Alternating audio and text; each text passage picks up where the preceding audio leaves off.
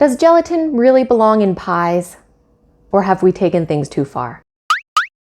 This week on Vintage Recipe here, we are making a peppermint chocolate chiffon pie. It's not Christmas, but I think peppermint sticks are for all year round. If you've never made a retro recipe for a chiffon pie before, you might not know what it is. Well, a chiffon pie uses whipped egg white and is generally a really light and fluffy pie with perhaps a mousse-like texture. And how you can keep that texture, or essentially hold it in time, is with gelatin. Yes, we're putting gelatin into our pies this week, and no, we have not taken it too far. Gelatin is essential for holding that foamy middle, because otherwise your filling would sink and sink and sink until eventually you would only have a sad pool of some kind of sweet liquid in your poor pie shell. I have actually already made this pie today because I recommend when you make this yourselves that you give yourself 5 to 6 hours, because we are making the chocolate crust from scratch, which is an extremely easy pastry recipe. I hope it's as tasty as it is easy to make. Then the filling, which doesn't take too long to make in itself, but needs 3 to 4 hours of chill time in the fridge before we can add on the whipped topping.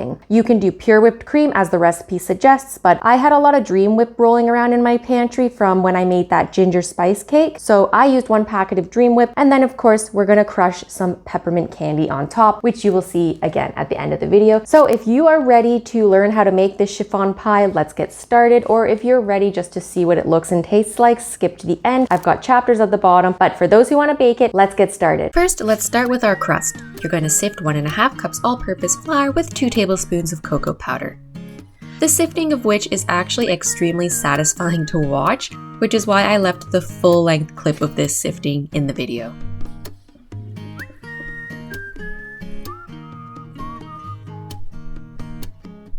Next, add your ½ teaspoon of salt and whisk well, though everything's sifted, so you don't have to whisk that well. Then you're gonna add your ½ cup shortening and break it into pea-sized pieces, working it into the flour.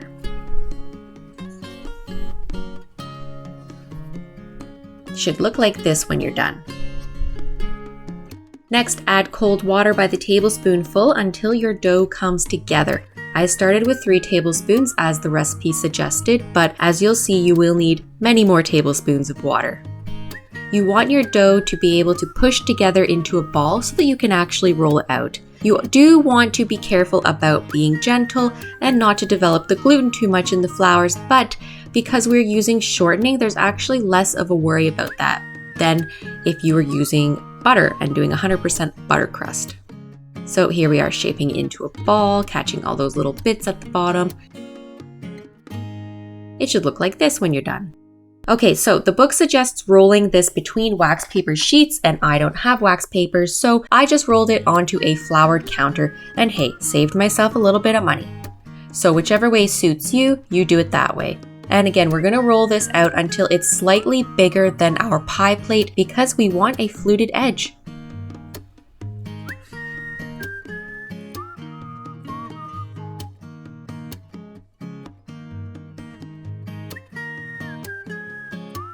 There we go, that looks about right.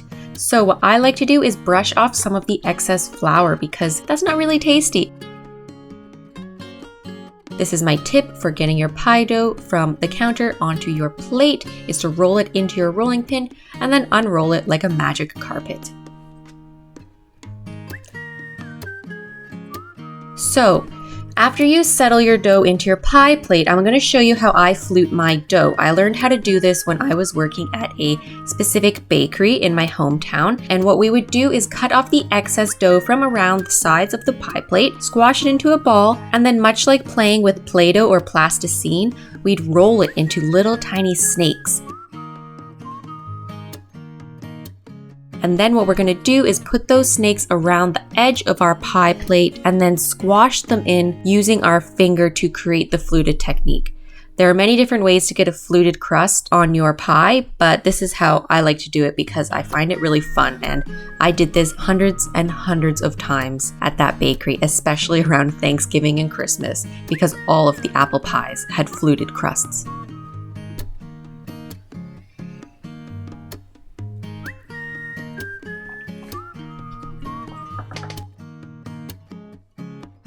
Just make sure that you're pinching this snake to your pie shell. You want to make sure that it sticks, and I found that this dough is not very sticky.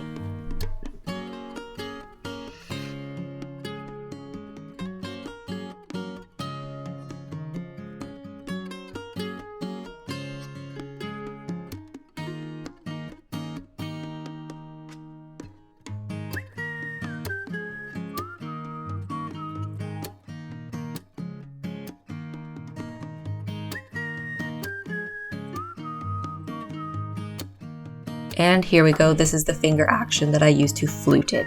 It's extremely satisfying and fun to do. And I do like a really exaggerated, almost cartoon-esque fluted edge on my pie. Don't forget to prick your crust with a fork, and then you're gonna bake this at 450 for 10 to 12 minutes until it's done, and let it cool completely while you make the chiffon filling. So you're gonna make half a cup of strong coffee, whatever method suits you. I used instant because it's easy and quick, and you can make it very strong very quickly.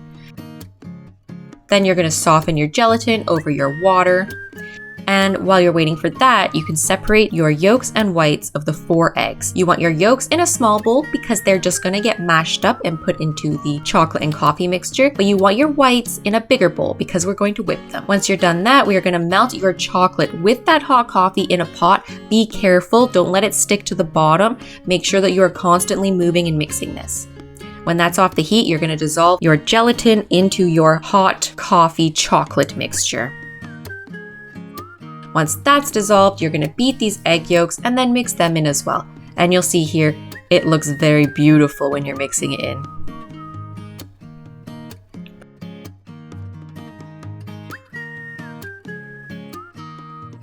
Okay, mix in half of the sugar, which is a 1/4 cup, your 1 teaspoon of vanilla extract, and a 1/4 teaspoon salt.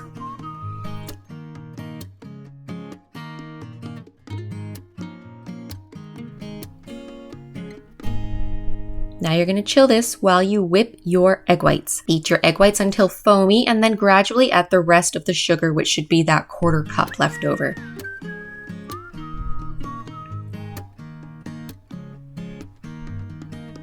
After all the sugar has been added, you're then gonna whip these egg whites until they form stiff peaks.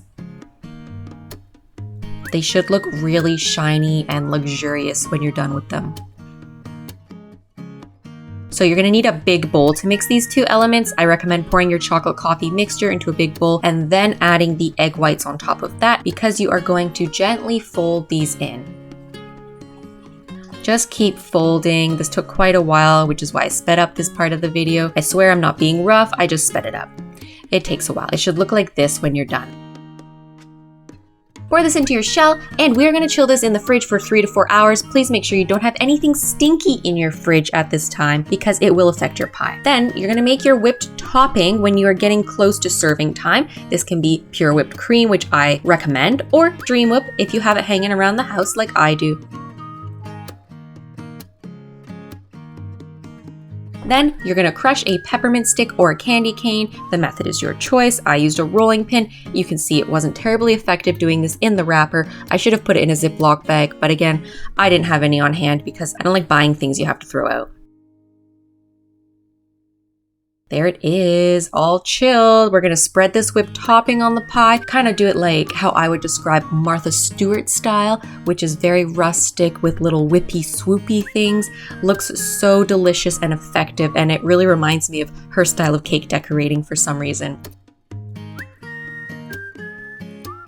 Then that crushed candy is gonna go on top as a decorative element. Now this pie lasted spectacularly in the fridge. Today is day 5 of me eating it. It is effing delicious. The only thing is that the candy cane, of course, has bled. But other than that, it's absolutely perfect.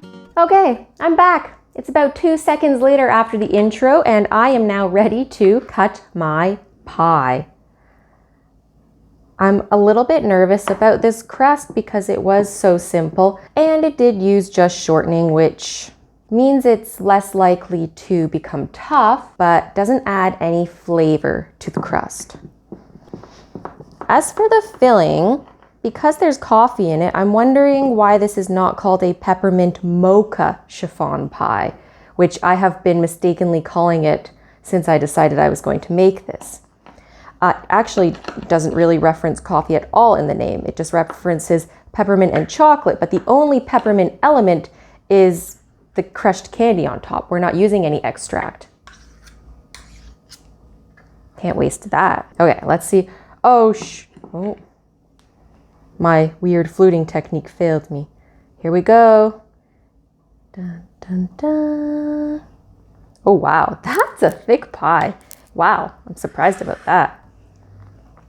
Okay, it's solidified, but it's still very, very much like a mousse texture here. The Dream Whip, unfortunately, is not holding up very well. It does recommend using 1 or 2% milk for the best results, but I only buy whole milk. Okay, let's try this peppermint chocolate chiffon pie.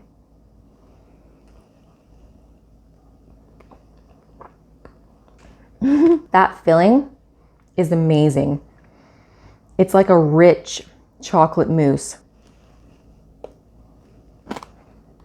It's so smooth and creamy. It is like chiffon. It's like velvet. It's like the best, richest chocolate mousse you've ever had. Forget the Dream Whip. I would recommend real whipped cream, but I just didn't have any on hand. To be totally honest, the worst part of this pie is the crust, which I kind of thought it might be because it's basically flour, a tiny bit of salt, some cocoa powder, and shortening. And when you just put cocoa powder into your baking, it doesn't actually impart that much of a chocolatey flavor. Chocolate is really brought out by the combination of cocoa powder with more chocolate with coffee, which is why this chiffon filling tastes so damn chocolatey, because there's coffee in it. Coffee is just like a booster for chocolate. What I recommend, instead of this crappy chocolate crust recipe, make a chocolate shortbread. I would even probably prefer like a plain crust for this recipe, such as the recipe that I used for the sliced lemon pie. That is an excellent crust. Crust aside though, I rate this a 9.8 out of 10, which is the highest rating I've given any of my vintage recipes thus far. This pie is the real chocolatey deal. I just wish that I didn't use this crust recipe. Thanks so much for watching this week. I'll see you next week for another retro recipe on Vintage Recipe Hero. Now I'm gonna finish this slice of chocolate chiffon pie in peace. Bye. Pie of the century.